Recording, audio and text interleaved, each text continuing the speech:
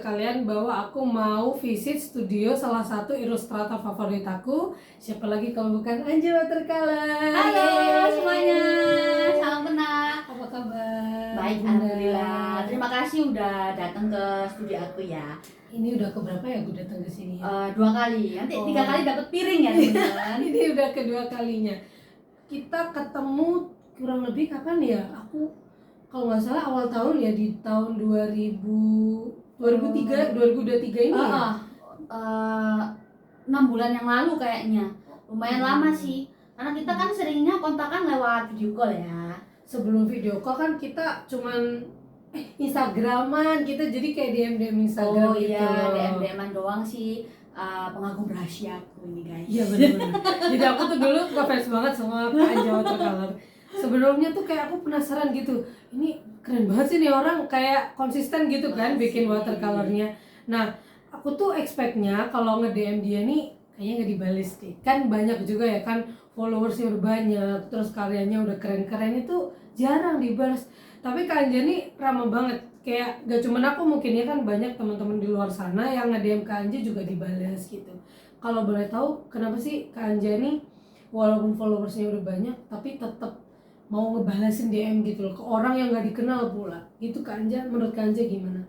Karena aku ngelihatnya komunitas di sosial media itu seperti kayak second family aja sih. Terus mereka juga kan tahu perjalanan aku dari awal sampai sekarang. Terus pasti juga banyak temen yang mungkin mengalami posisi seperti aku dulu, yang baru pertama mulai, bingung mau nanya di mana. Dulu aku juga nanya ke orang tuh, ada yang jawab tuh ngerasa terbantu banget. Jadi aku ngerasa kayak aku juga kalau ditanya aku berusaha menjawab semampu aku, dan kalau aku luang aku pasti cepet jawabnya. Tapi kalau misalnya lama jawabnya males ya, bukan males ya, bukan malas, apa kayak waktunya masih ini ya, pekerjaan lah ya, mungkin ada deadline kayak gitu. Jadi teman-teman jangan berpikir negatif, nggak balas nih dia nggak mau sama aku, bukan. Kadang-kala memang mungkin ada pekerjaan lain ya Kak ya. Apa namanya, teman-teman online aku nih ya pada banyak banget yang penasaran sama Kak Anja Watercolor. Gimana sih memulai karirnya? Apakah Kak Anja ini backgroundnya di cafe atau dari background kesenian lain, college atau apa kayak gitu? Teman-teman pasti penasaran. Boleh ya Kak Anja kalau nanya-nanya? Boleh banget, boleh banget. Plus tips dan trik buat kita semua nih yang mau memulai menjadi art illustrator atau watercolor illustrator. Oke. Sebelum nanya-nanya, Kak Anja sekarang lagi sibuk apa? Sekarang lagi sibuk ngelukis aja, lalu ngedesain buat website Microstock. Jadi aku sekarang itu selain aku bikin lukisan untuk commission atau pesanan orang gitu, aku ngejual karya-karya aku di website digital yang memang dia mengkhususkan jualannya untuk karya-karya digital atau file gitu, biasanya untuk keperluan desain mereka. Istilahnya tuh microstock sites. Jadi orang bisa dengan senang hati download karyaku untuk keperluan desain mereka, gitulah ya gampangannya. Tapi bayar ya? Ya berbayar, ada yang gratis dan berbayar. Jadi ya kayak sistem berlangganan gitu sih. Oke. Berarti Kak Anja ini apakah ada background seninya? Mungkin lulusan DKV atau apa namanya, ada college gitu yang art? Kalau aku sih ini ya, aku jurusannya malah gak berhubungan sama sekali dengan seni rupa. Aku itu ambil jurusan pendidikan bahasa Inggris. Wow, Dulu jauh ya? Jauh, dan aku ambil bahasa Inggris itu sampai pendidikan master sebenarnya. S2 berarti? Iya, seharusnya sih aku cita-citaku emang berubah-ubah sih. Sebenarnya cita-cita utama itu ingin jadi pengajar gitu ya, entah dosen atau guru. Tapi makin kesini passion aku itu makin besar di dunia seni. Jadi aku pengen terjun lebih dalam lah di dunia ini, dan aku memang baru explore tuh sebenarnya nggak lama-lama banget. Mungkin pas aku waktu skripsi ya waktu itu ya. Jadi waktu skripsi kan banyak waktu luang tuh, gabut-gabutnya mahasiswa sih kalau kataku ya. Nah aku tuh ngapain dengan hidupku ini. Jadi aku kayak kepo-kepo YouTube, kok ada lukisan bagus banget ya. Terus itu ternyata pakai watercolor. Nah akhirnya aku explore watercolor, ternyata keren banget nih watercolor. Waktu itu nggak ada toko online ya Mas Yan. Jadi aku nyari watercolor itu keliling Gramet gitu loh. I boleh see. dibenar nggak? Nggak apa-apa. Keliling toko Mungkin- buku, keliling Mungkin toko- iklan boleh ya nanti Ya, satu waktu ya. Sekarang keliling toko buku nyariin cat air. Kalau oke. di fotokopi kan ada tuh cuma Hmm. kurang bagus ya, jadi aku nyari yang Cat air yang biru itu ya. karena udah posisinya mahasiswa, ada sisa uang saku, ya udah aku nyoba beli peralatan lukis nih, lalu aku latihan dari situ. Ternyata aku suka nih, akhirnya aku bikin Instagram itu untuk posting karya-karyaku. Oke. Berarti Kak Anjani mulai berkarir di bidang seni itu mulai pas skripsi itu atau sebelumnya udah mulai? Sebenarnya kalau berkarirnya udah dari semester 1 sih. Waktu semester 1 itu aku mah udah hobi gambar dan kebetulan ikut komunitas seni rupa di kampus. Oh gitu. Padahal bukan jurusan seni rupa ya? Iya, aku tuh kayak ingin mengisi kekosongan hatiku yang passionku tuh memang menggambar sebenarnya. Oh, gitu. Dan kebetulan jurusan pendidikan itu ternyata nggak seberat ekspektasiku karena banyak waktu luang, lalu tugas-tugasnya juga ringan gitu ya. Nggak seribet anak teknik kali ya. Jadi aku banyak waktu luang, aku ikut perfilman, ikut seni rupa, ikut komunitas yang istilahnya benar-benar menunjang hobi aku. Art banget yang jelas ya. Art banget. Jadi aku lebih seneng kumpul di itu tadi klub daripada di kampus yang cuma urusan mata kuliah gitu, bosen gitu loh ya. Oke. Nggak bisa memungkiri ya bahwa jiwa seninya memang lebih besar daripada pengen jadi seorang pendidik sebenarnya. Ya. Tapi Kak Anja ini kalau kalian tahu cara ngajarnya tuh enak banget. Ya mungkin nanti kalau bikin kelas lagi ya Kak ya. Jadi kita akan share. Aku akan share di channel YouTube aku, di Instagram aku buat kalian yang pengen ikut kelasnya Kak Anja. Karena pertama kali kita ketemu nih face to face, aku juga ikutan kelasnya Kak Anja. Iya. Waktu itu acaranya Tombow ya Kak ya? Ya, Tombow watercolor. Tombow bukan. Tombow, iya Marker Tombow. water base. Jadi water kayak base marker. Tombow ini mempromosikan salah satu produknya yang itu bisa digunakan dengan air. Jadi kayak watercolor tapi marker gitu kan. Kita ketemunya di situ, akhirnya kita ngobrol-ngobrol. Jadi kita menjadi bestie guys. Iya, jadi bestie. Terus aku kesini manis. Dan seneng banget ngelihat studio yang super duper estetik. Dan jadi pink. Jabatnya pink. Oke. Kita berdua sama-sama suka pink. Kebetulan ya, aku nggak tahu kalau kamu suka pink juga. Kalau secara berpakaian atau sehari-hari sih aku lebih suka warna hitam sebenarnya. Cuma kalau untuk urusan persosmedan, entah kenapa aku ngeliat pink itu estetik banget gitu loh guys. Nah, jadi bersosmed atau bikin konten tuh salah satu hobiku yang lain yang sedang aku dalami gitu kan. Jadi kayaknya kalau hitam sama pink kan kontras banget tuh. Jadi Blackpink. Jadi Blackpink. Aduh. Ya, wes ini pink ini gara-garanya disetting kalau ini ya. Ini atas tuntutan ya. Tuntutan perping-pingan. Oke. Oh iya, ini kan tadi kan pertama kali mulai itu kan semester 1 ya. Nah kalau karir yang benar-benar dimulai nih ya, benar-benar kayak meninggalkan semua pekerjaan, mau fokus dengan seni itu kapan? Kalau masalah aku memutuskan benar-benar mau full time menjadi watercolor artist atau ilustrator itu tahun 2020-an kayaknya.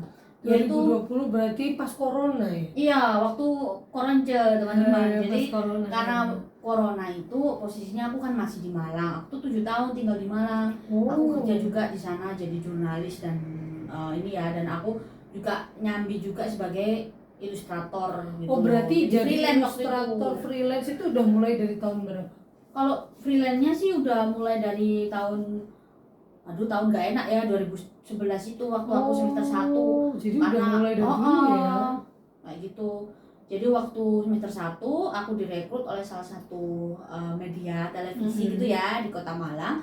Aku jadi storyboarder gitu, semacam ilustrator tapi untuk keperluan bikin story iklan. Jadi ya gambar juga sih sebenarnya. Dari situ aku ternyata gambar tuh bisa menghasilkan cuan gitu kan. Akhirnya aku mencoba explore dan cari pengalaman di situ. Waktu itu aku punya ini ya art director aku tuh namanya Pak Idul, udah almarhum orangnya. Itu orangnya berjasa banget, dia memotivasi aku gitu loh.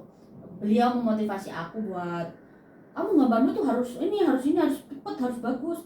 Kalau revisi, jadi dia tuh banyak memperkenalkan bahasa teknis dalam dunia ilustrasi gitu lah. Akhirnya aku jadi merasa kayak enaknya kerja gambar gitu loh. Tapi aku waktu itu masih fokus menyelesaikan studi aku bahasa Inggris, jadi ya jadi masih ini. Kalau kuliah itu kan biasanya kan memang ya kita cari cuan, tapi kan kayak nggak apa ya, nggak terhitung, nggak maksimal gitu, kayak dapat hilang, entah buat jajan, tak apa gitu kan ya.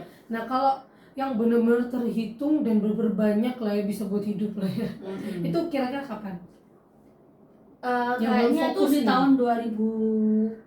Kalau aku merasa apa ya, karya aku benar-benar menghasilkan dan benar-benar menopang hidup aku itu tahun 2017, karena aku waktu itu udah mulai aktif bikin commission, banyak pesanan lukisan-lukisan gitu untuk pejabat, menteri, macam-macam, untuk orang-orang keluarga. Lalu aku juga bikin kelas. Dari situ tuh malah penghasilan aku dari ilustrasi yang freelance tadi mengalahkan pemasukan utama aku, pekerjaan aku yang utama yang Senin sampai Jumat. Jadi mungkin kalau dari segi pemasukan memang aku mulai sudah sedikit-sedikit apa ya, stable artinya ya. Udah stable tuh di tahun 2018-2017 gitu. Oke. Sebelumnya kalau boleh tahu itu Kanja kerja apa waktu nyambi jadi ilustrator itu? Masih jurnalis sih. Oh, jurnalis. Jadi masih berhubungan sih dunia media dengan dunia ilustrasi, dengan hobi aku. Jadi memang kegiatan aku tuh full memang untuk creativity gitu loh. Jadi menunjang banget lah. Lalu teman-teman aku di dunia jurnalis itu juga asik-asik orang-orangnya ya. Mereka banyak bantu aku waktu liputan juga. Mereka juga sering ngeliput aku. Jadi waktu itu kayak nama aku juga lumayan terangkat sih. Oke.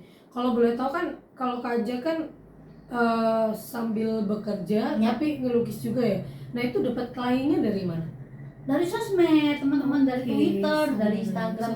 Jadi aku prinsipnya tuh apapun yang terjadi harus tetap posting sosmed, karena itu kayak emang apa ya, wadah aku buat nunjukin nih karya aku. Jadi ya sih kebanyakan emang dari sosmed kok. Ajakan kerjasama workshop, kerjasama dengan brand alat lukis, lalu klien itu kebanyakan semuanya dari sosmed.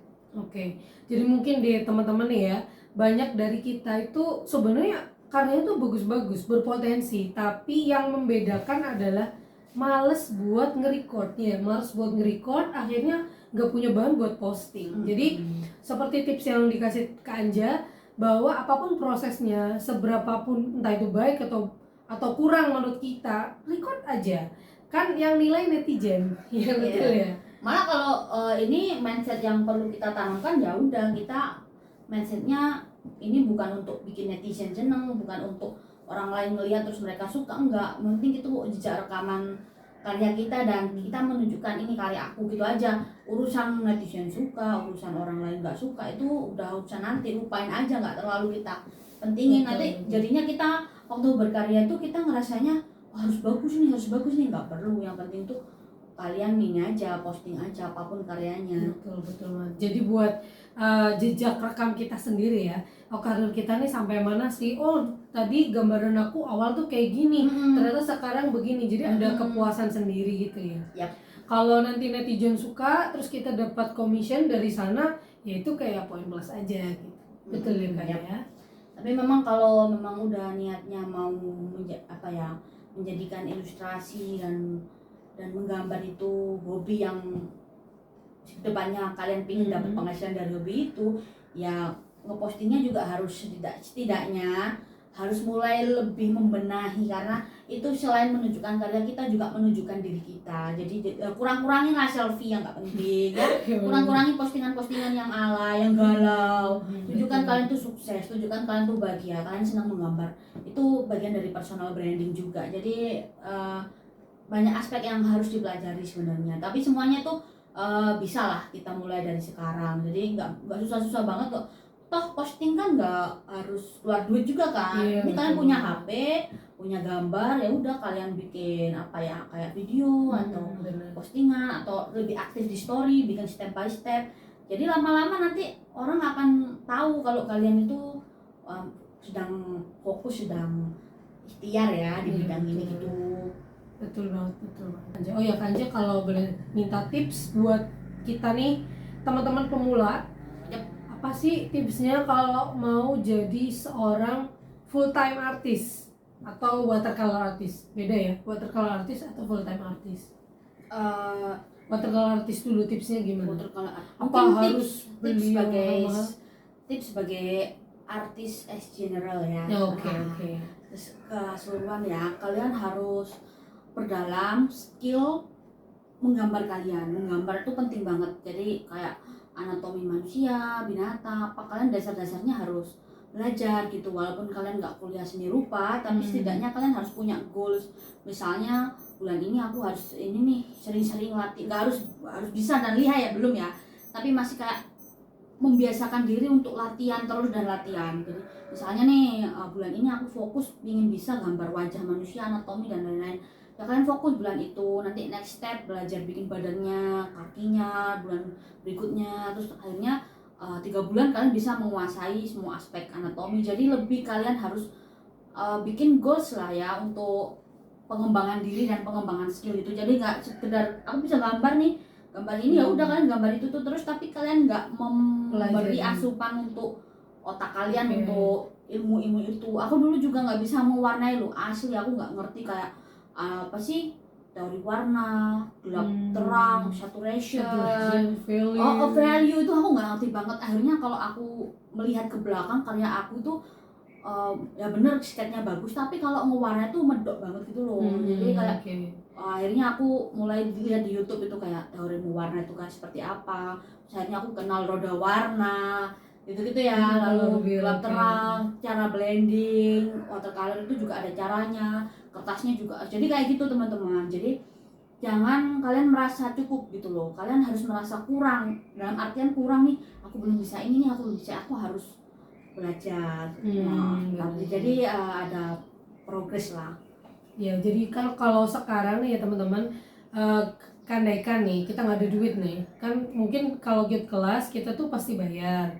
Andaikan kita masih belum punya uang, teman-teman bisa cari aja di YouTube, itu banyak banget tutorial tentang basic drawing. Ya tadi anatomi, tentang teori warna, yang basic-basic aja dulu. Terus yang paling penting adalah teman-teman harus latihan terus. Seberapa banyak ilmu yang kalian dapat, tapi kalau kalian nggak latihan tuh kayak sama aja gitu, ya kan ya? Iya. Karena latihan terus-menerus itu sangat berpengaruh. Seperti yang buku yang aku baca itu, Think Big kalau nggak salah ya, bukunya warna biru, aku lupa itu siapa yang kalian siapa. Nah itu dia tuh bilang kalau kita latihan selama 10.000 jam itu kita akan jadi master. Sama kayak teman-teman kalau mau jadi master di bidang apapun itu, kalau kita ini kan di bidang art ya teman-teman harus latihan terus. Apakah harus 10.000 jam ya itu terserah kalian. Kalau kalian memang mau jadi master ya bisa jadi 10.000 jam atau bahkan lebih. Kalau Kak Anja, kalian bisa hitung dari tahun 2011 ya sampai sekarang loh, gambarnya itu udah berapa jam yang dilalui. Itu udah ribuan jam juga ya pastinya. Iya, jadi memang kita harus investasi waktu kita untuk belajar juga. Jadi jangan terlalu banyak scrolling sosial media, tapi kalian malah nontonnya hal-hal yang nggak penting. Kalau bisa scrolling artis yang kalian suka, akun-akun yang edukatif gitu. Jadi perbanyak waktu untuk belajar, benar-benar itu tips yang aku paling selalu tanamkan ke teman-temanku yang tanya tipsnya nggak ada. Tipsnya itu harus konsisten belajar nggak bisa dan latihan, dan itu aku benar-benar, bahkan aku merasa menyesal kenapa aku nggak belajar dari aku SMP atau SMA. Karena memang waktu itu aku kayak keterbatasan gitu loh, nggak terlalu kenal internet, itu kan masih zaman jadul banget ya. Kenal YouTube aja mungkin aku SMA kelas 2-3 gitu, dan itu pun masih fokus masalah UNAS gitu ya. Jadi aku kayak pikiranku belum ke gambar waktu itu, cuma sekedar coret-coret buku.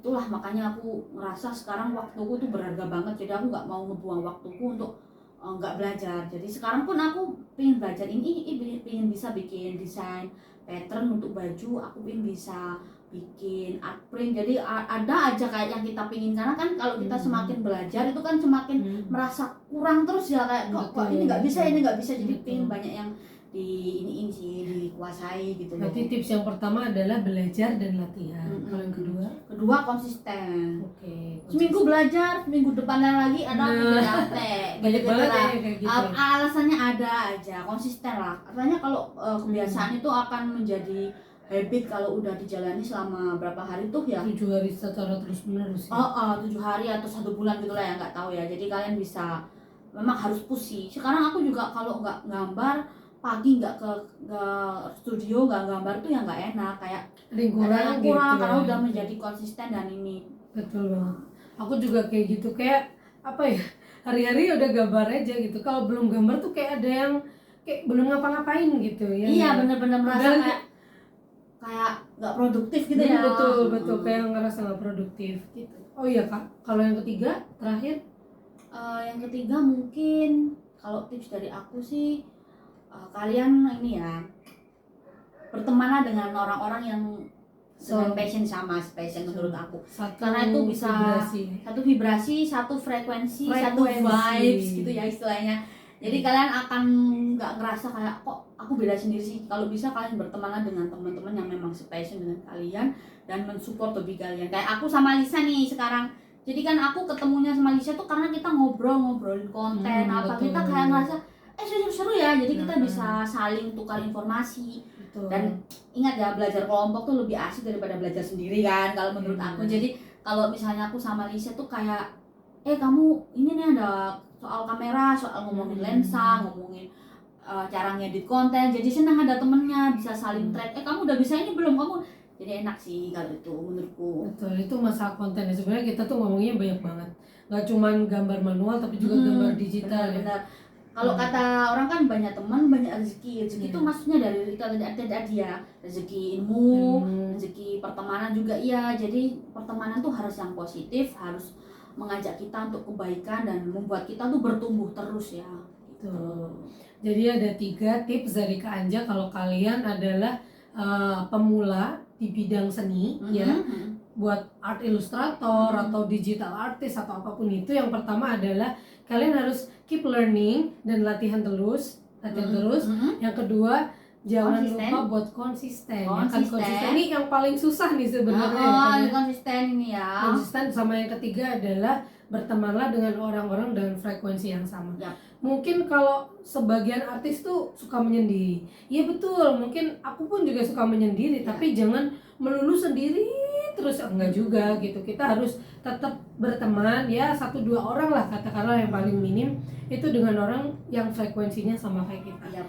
Nggak cuman kita dapat insight secara ilmu, tapi kita juga kita tuh bisa tahu progres kita ini sampai mana kayak gitu. Karena kan kita sering sharing juga ya, ini galau gitu, kadang kita galau berdua gitu. Ketika kita ngobrol jadinya lebih kayak saling kayak mendinginkan gitu loh. Betul. Tapi ingat ya, galau kita bukan galau-galau nggak penting, tapi tentang art dan cuan. Cuan di bidang art. Jadi itu aja. Kan kita ini udah bilang ya yang enak-enaknya. Kalau kesulitannya jadi ilustrator atau ilustrator ya, di bidang digital ataupun watercolor apa ya? Kalau kesulitannya sih kadang ada muncul perasaan kita selalu nggak cukup dan overthinking, karena akhirnya kita tuh selalu mempertanyakan kayak gambar kita ini udah bagus nggak sih, menjual nggak sih, ada nilai komersilnya nggak sih, dan cara menjualnya. Jadi memang itu kayak challenge banget. Kadang ketika orang nggak suka itu bukan berarti karya kita jelek, tapi memang karya kita tuh marketnya tuh bukan orang itu. Dan cara untuk menjual atau mencari market itu yang memang kita harus agak putar otak dan harus riset ya. Riset itu artinya mencari informasi, melihat sosmed, banyak baca. Kira-kira karya kita itu cocoknya kemana? Kalau karya aku kan yang unyu-unyu ya, kalian teman-teman tahu sendiri, kembang-kembang gitu. Cocoknya mungkin di dunia microstock, karena kan orang butuh kembang untuk desain apa gitu. Kalau misalnya aku jual, aku print, lalu aku jual di pasar sini juga nggak laku kan, orang nggak butuh. Jadi kayak banyak aspek-aspek lain yang harus dipelajari selain bisa gambar, harus bisa selling juga, lalu harus bisa personal branding tadi, dan harus ngerti teknologi juga. Jadi sekarang itu jangan melulu kamu bisa gambar watercolor tapi kamu nggak bisa Adobe Photoshop, kamu nggak bisa Adobe Illustrator, itu kayak sesuatu yang memang kamu sepaket harus bisa, karena kalau kamu ngelukis lalu kamu digitalin itu lebih punya nilai plus. Jadi banyak hal-hal yang menjadi challenge buat aku ya kayak gitu tadi, kayak teknologi juga selalu berkembang kan, gimana caranya supaya watercolor itu nggak kemakan oleh zaman. Jadi kita kan harus ngikutin tren kayak gitu. Kebergunaannya watercolor itu untuk apa sih, nggak sekedar bagus tapi berguna gitu loh. Betul, Nah itu yang aku sampai sekarang pun overthinking juga sih harus kayak gimana, tapi ya semua pasti ini sih ada jalannya dan ada ininya kalau kita nyari dan berusaha. Aku juga masih sharing-sharing juga sama teman-teman gimana sih watercolor tuh supaya apa ya itu tadi nggak kemakan zaman.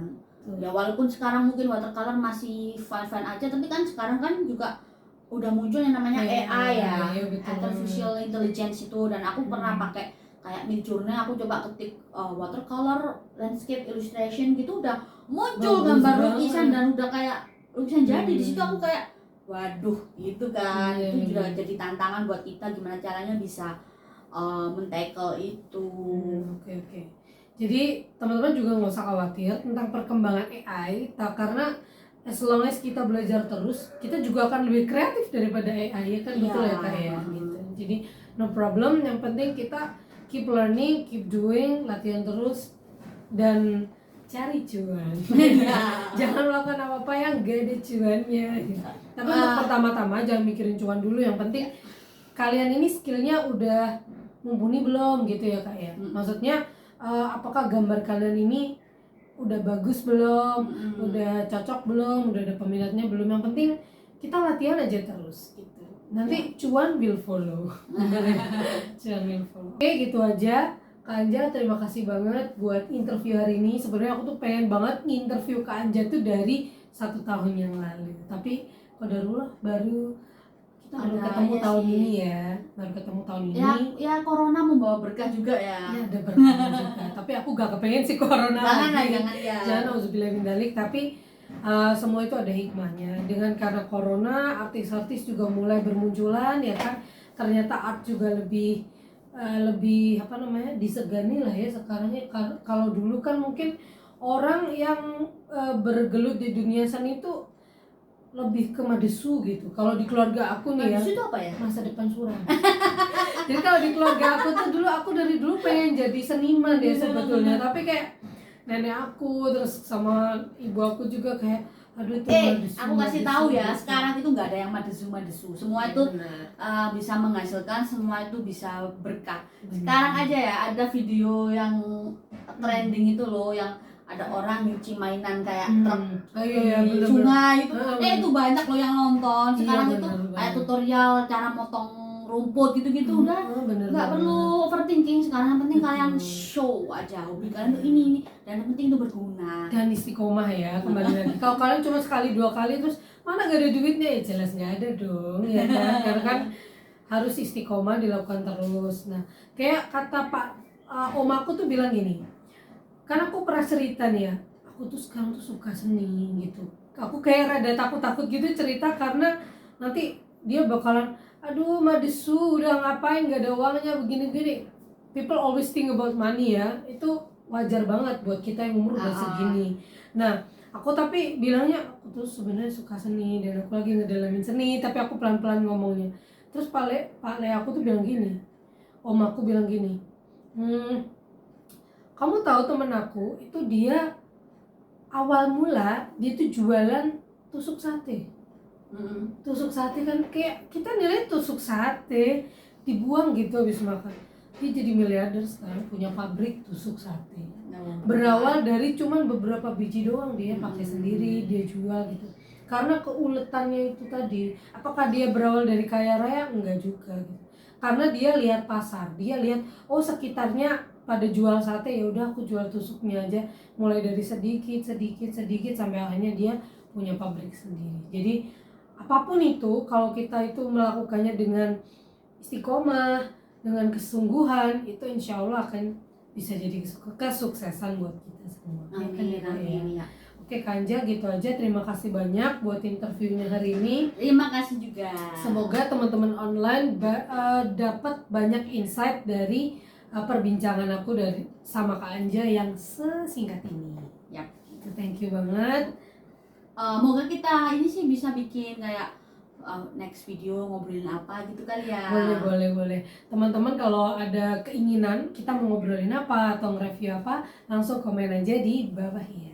Jangan lupa like and share video ini, komen sebanyak-banyaknya tentang konten yang harus kita bahas atau kita coba ngelukis bareng atau lukis digital, boleh komen aja.